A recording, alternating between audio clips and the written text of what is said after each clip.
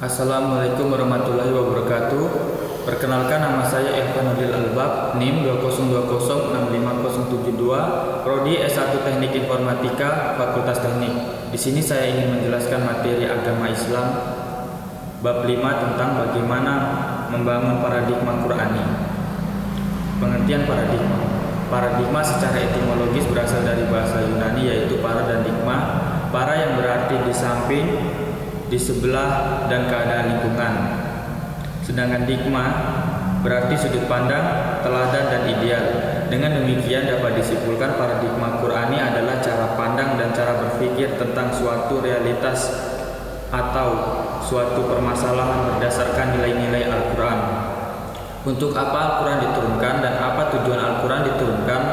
Yusuf Al-Qaradawi menjelaskan setidaknya ada 7 tujuan Al-Quran diturunkan, yaitu yang pertama, meluruskan akidah manusia; yang kedua, meneguhkan kemuliaan manusia; yang ketiga, menuntun manusia untuk beribadah secara baik dan benar kepada Allah Subhanahu wa Ta'ala; yang keempat, mengajak manusia untuk menyucikan rohani; yang kelima, menempatkan posisi terhormat bagi perempuan; yang keenam, membangun umat menjadi saksi atas kemanusiaan; yang ketujuh, mengajak manusia agar saling tolong-menolong. Paradigma Qur'ani sebagai model menghadapi kehidupan modern. Bagi umat Islam, kemodernan tetap harus dikembangkan atas paradigma Qur'an. Kita maju bersama Al-Quran. Tidak ada kemajuan tanpa Al-Quran. Al-Quran bukan hanya sebagai sumber inspirasi, melainkan sebagai landasan pedoman paradigma dalam mengarahkan kemodernan agar dapat menyejahterakan umat manusia baik di dunia dan di akhirat. Ciri-ciri kehidupan modern adalah adanya pembangunan yang berhasil dan membawa kemajuan dan kemakmuran. Tolak ukur pembangunan yang berhasil sebagai berikut: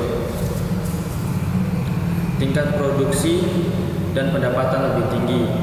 Yang kedua, kemajuan dalam pemerintah yang demokratis dan tanggap terhadap kebutuhan dan kehendak rakyat. Yang ketiga, pertumbuhan hubungan sosial yang demokratis seperti kebebasan berpendapat yang luas dan kesempatan untuk pengembangan diri.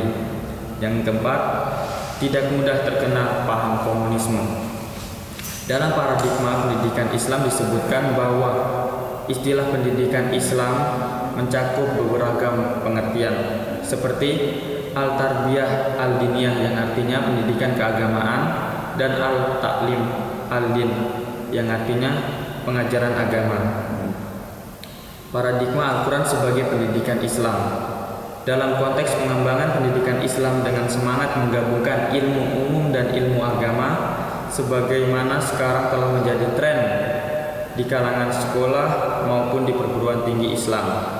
Al-Quran sebagai sumber pemikiran Islam sangat memberikan pencerahan yang perlu dikembangkan secara filosofis maupun ilmiah.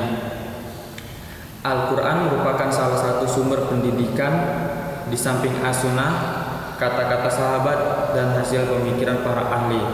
Al-Quran dijadikan sebagai sumber pendidikan Islam yang pertama dan utama, karena Al-Quran memiliki nilai absolut atau benar yang diturunkan oleh Allah Subhanahu wa Ta'ala.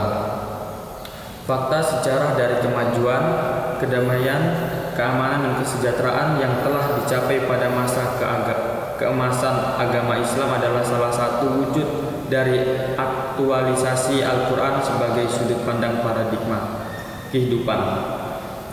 Paradigma Qur'ani telah berkontribusi dalam mewujudkan kemajuan kemodernan pada zaman keemasan agama Islam yang ditandai dengan kemajuan pesat perkembangan iptek di dunia yang memberikan pengaruh terhadap kemajuan di bidang lainnya, seperti di bidang ideologi, politik, ekonomi, budaya, militer, pendidikan, keamanan, dan kesejahteraan umat manusia. Sekian penjelasan dari saya. Wassalamualaikum warahmatullahi wabarakatuh.